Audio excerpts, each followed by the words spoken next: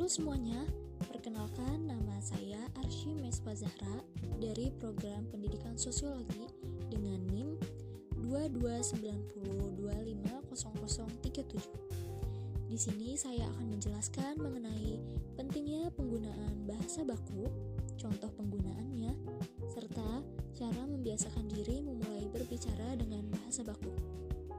Sebelumnya, terima kasih telah menonton. Yang pertama, ada pengertian bahasa baku. Bahasa baku adalah ragam bahasa yang digunakan sesuai dengan kaidah atau aturan yang berlaku dalam bahasa Indonesia, seperti ejaan, tata bahasa, atau pemilihan kosakata. Bahasa baku digunakan untuk situasi resmi atau formal, seperti penulisan karya ilmiah, surat dinas, berita, pidato, dan proses pembelajaran.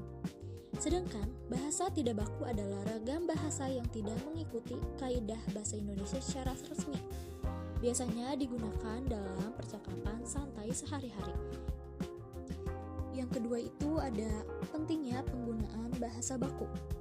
Lalu mengapa sih kita perlu menggunakan bahasa baku dalam kehidupan sehari-hari? Ada beberapa alasan penting di balik itu. Yang pertama yaitu menunjukkan keberadaban dan kesopanan. Bahasa baku ini mencerminkan sikap yang sopan, berpendidikan, dan menghormati lawan bicara.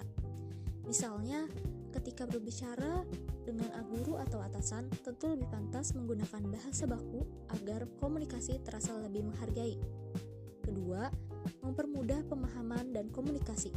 Bahasa baku itu digunakan agar makna yang disampaikan tidak menimbulkan salah pengertian. Contohnya, kata enggak dan tidak memiliki makna yang sama, tapi tidak lebih jelas dan resmi untuk semua kalangan. Yang ketiga, menjaga keutuhan bahasa Indonesia.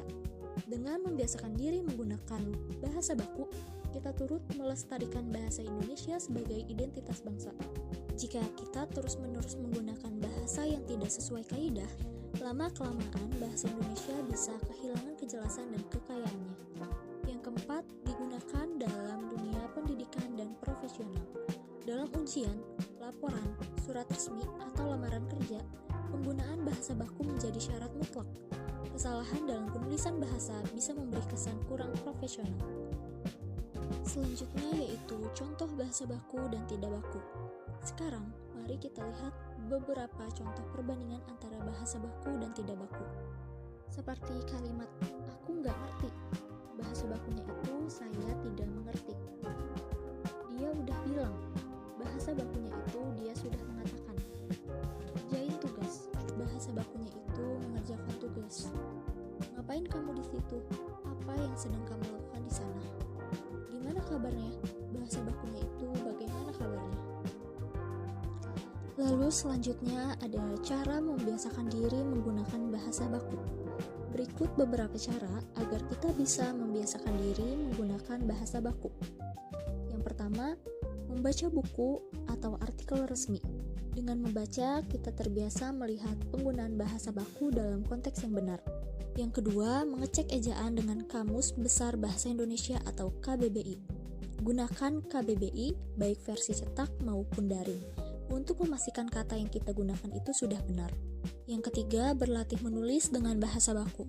Cobalah menulis pesan atau catatan dengan menggunakan bahasa baku. Misalnya di tugas sekolah atau surat formal. Yang keempat, membiasakan diri berbicara secara formal di situasi resmi.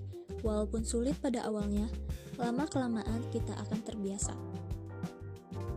Nah, jadi teman-teman, penggunaan bahasa baku bukan hanya soal aturan, tetapi juga tentang identitas, kesopanan, dan kecerdasan berbahasa. Dengan menggunakan bahasa baku secara tepat, kita ikut menjaga martabat bahasa Indonesia di tengah perkembangan zaman. Mulailah dari hal kecil, dari cara kita menulis, berbicara, hingga berinteraksi setiap hari.